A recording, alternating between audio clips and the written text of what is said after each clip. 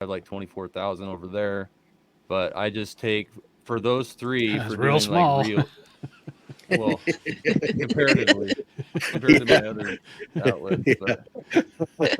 but those three are nice because you can basically use the same video that you edited for all three of them. Facebook's a Mm. little bit adds a little bit of a kink to my time because any reel that I post on Facebook, I re-edit or at least change the music to copyright free music so that I can get paid for ads on reels on Facebook. Um, and Mm. then I'm starting to focus a lot more on YouTube.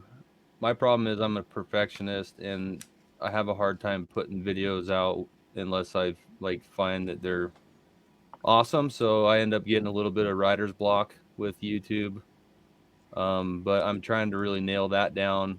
And then um, Facebook, if you're monetized and you post 3 to 5 minute videos, you can actually get paid quite a bit more than, if you would for a reel on Facebook. So that's a time suck too, because I'm trying to um, edit longer form videos for Facebook to hit that 3 to 5 minute mark, which that's a good 2 days of editing. And then TikTok, if you post a video that's over a minute long, you get paid quite a bit more also.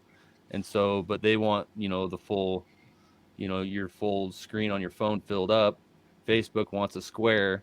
So I'm kind of able to repurpose those 3 to 5 minute videos between Facebook and TikTok, but I have to reformat the sizing and I have to do two separate music tracks because I want to use the trending audio on TikTok, which they allow you to use copyright copyrighted music on TikTok and still get paid.